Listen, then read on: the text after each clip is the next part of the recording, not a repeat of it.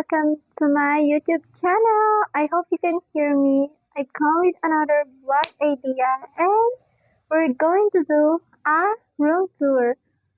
Well, you probably already seen my room in my house tour vlog, but I will show it to you anyways because I'm bored today and I want to make a vlog. So I'm wearing my microphone because my throat kinda hurt and I hope you can hear me because, it was raining and very cold outside, but I'm still wearing a short sleeveless. And I'll show you inside of my room and I hope this microphone doesn't run out battery because you might not be able to hear me kapag lumakas ang ulan. Well, dahil medyo bored ako for today's, I will show you what's inside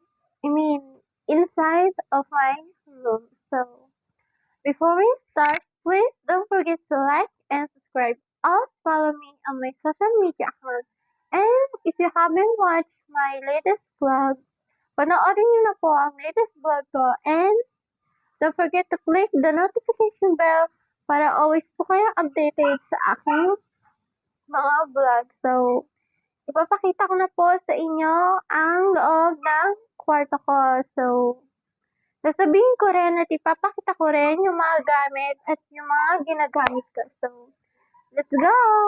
Welcome to my bedroom or welcome to my room. So, I'm sure nakita nyo na ang aking room at nakita nyo na ang mga laman ng room ko. Pero, ipapakita ko sa inyo ang aking mga gamit at ano nga ba ang mga ginagamit ko tuwing pumapasok ako sa school at tuwing umaalis ako at pupunta sa mall or pupunta sa ibang lugar. So, unahin natin ang aking mga gamit. So, ito po ang aking mga gamit. Ito po yung mga ginagamit ko tuwing umaalis ako or pupunta ako sa ibang lugar kasama sila papa.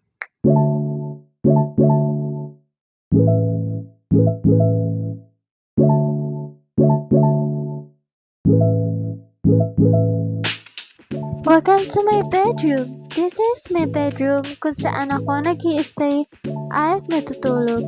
Andito lahat ng aking mga favorite toys nung bata pa ako. As you can see, meron akong Tupperware sa may upuan dahil doon ko nilalagay ang aking mga pagkain. Dito ko rin nilalagay ang aking mga gamit katulad ng spray net, makeup at salamin na aking binili dahil wala akong salamin tuwing nag-aayos ako. Dito ko nilalagay ang aking mga gamit para madali kong makita. Andito ang spray net, suklay, pabango, lipstick, and eyeshadow.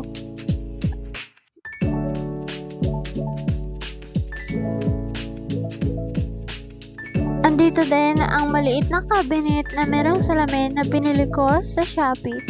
Ano nga ba ang laman ng maliit na cabinet na ito? Ang laman ng cabinet na ito ay andito ang aking mga headset at ano pa nga ba ang laman to? Meron sa taas ay ang aking mga sanrio at 3 lipstick.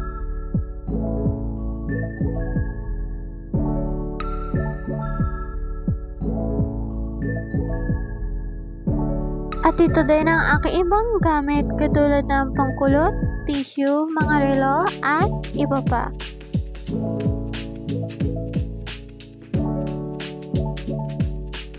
Sa kabila naman, andito ang polvo, pabango, at ang mini fan na hindi ko ginagamit. Andito din ang aking mga ipit. At dito naman ay ang aking mga salawal at jacket.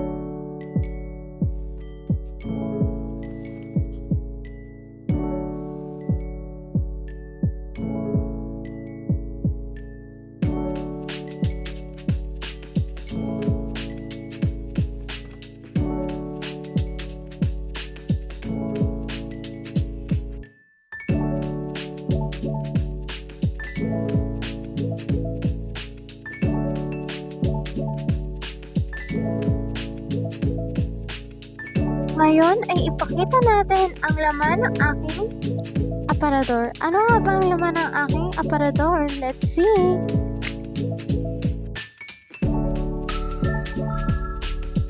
Andito ang aking mga damit kung saan sinusuot ko tuwing aalis ako. Andito ang aking sombrero. Andito lahat ng aking mga damit. At andito rin ang ibang mga gamit. At my phone case and ID.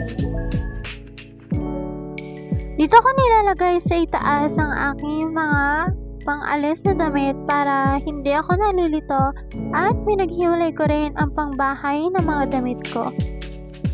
At sa baba naman ang aking mga pangbahay na damit na hindi ko masyadong nisusuot dahil sa dami.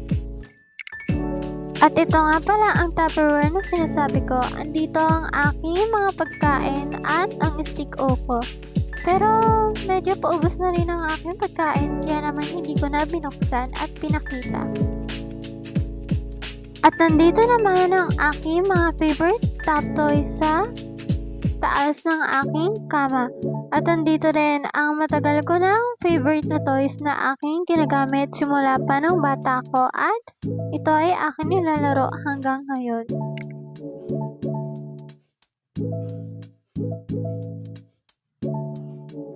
Nandito ang aking electric fan at ring light na ginagamit ko tuwing nagpa-vlog ako or kaya naman nagti-TikTok.